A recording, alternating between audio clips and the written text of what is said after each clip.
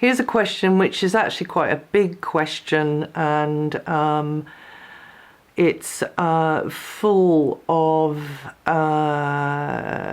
other questions, really. But the question is, at what point in a pregnancy does a fetus become a person who astrology applies to?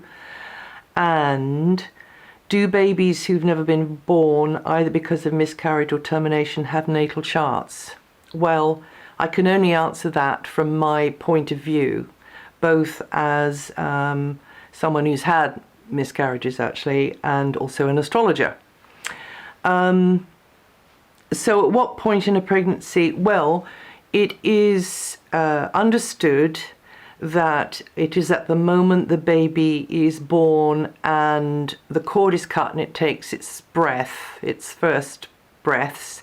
That's when the fontanelle is really open at the top of the head, and the unique particular energies at work, not only in the room that baby's born, and also in the moods, you know, the midwife or the doctor or the technicians or whoever else is there are in, but also all of the cosmic rays just kind of ka-chunk, you know, and make this imprint into, this is how it's understood, you know, into that child, and then that child holds that pattern of that mathematical geometrical pattern for the rest of its life. And somehow or other the ancients stumbled upon or were taught that there is a way of seeing into part of that pattern by looking at the positions of the planets. And in very ancient astrology, of course,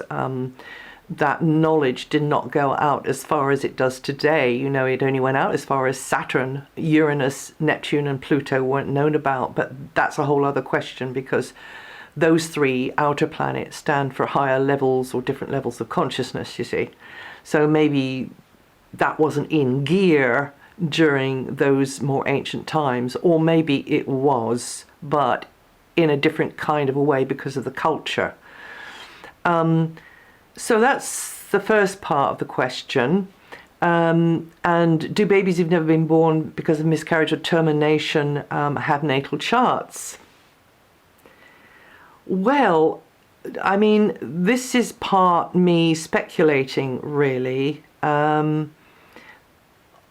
The immediate thought that comes into my mind is, why would they? What's the point of it? But then the next thought that comes into my mind is, well, yes, because on the higher, faster etheric level, that must still be subject to cosmic forces. So, like, how I see it, right, is that we live in a quite a limited, unfree, dense, quite slow, even slower than the speed of light in some cases, level of existence. And the level of the etheric, or the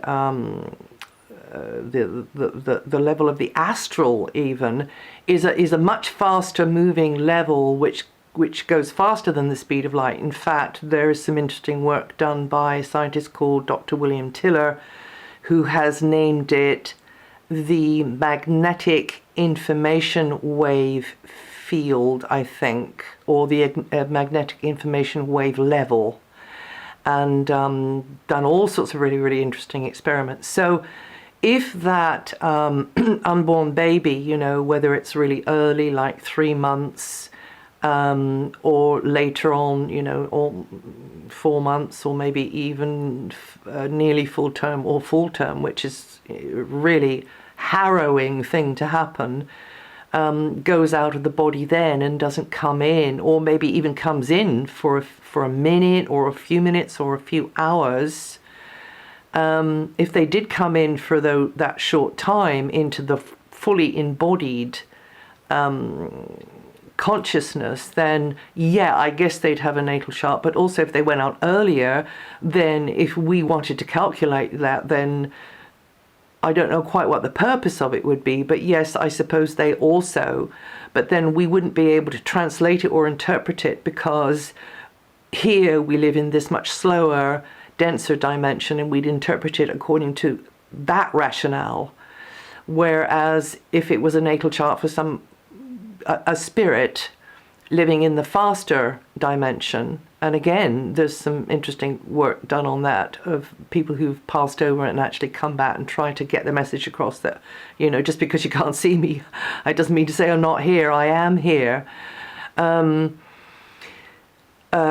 We'd have to interpret that differently. I also, and this is again my personal opinion, and I've been right in the thick of it with my own, human female experiences as well, that a spirit that is embodying, it comes in and out during the whole process of the body, with the placenta, from the moment that the sperm enters the egg. They will visit to see how their building is going on, but they will zip out because really, it's easier to be out there in the etheric. And it's only when they know that it's all systems go and it's time for launch pad time that they come in properly, in order to have the experience of coming into embodiment, maybe for a very short time, just to sort of like a taster, like a sneak peek, and then to leave. Or indeed,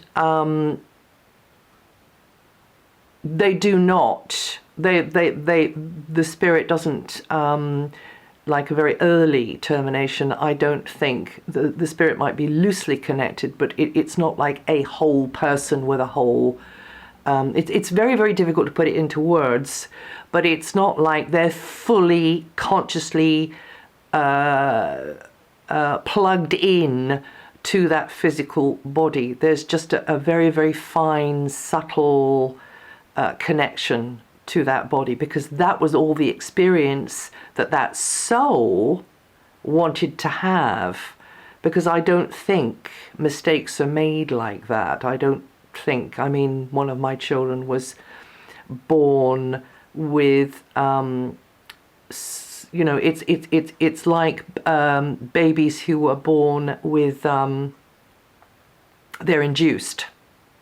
And I've looked at the charts of those babies, and because family members' charts, if they're natural births, are really synced and meshed in closely together with the degrees of where the planets are, and different signs lit up, which are the same as the parents. It's really interesting that. But even a baby that's been induced will still have these close connectors, somehow or other. I don't know how it's managed.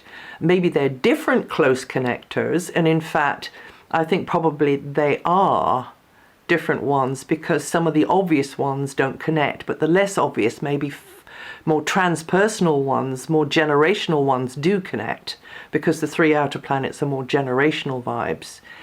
So, as I say, there's probably more questions in there than answers, but that is my humble opinion on that one. Thank you for your question.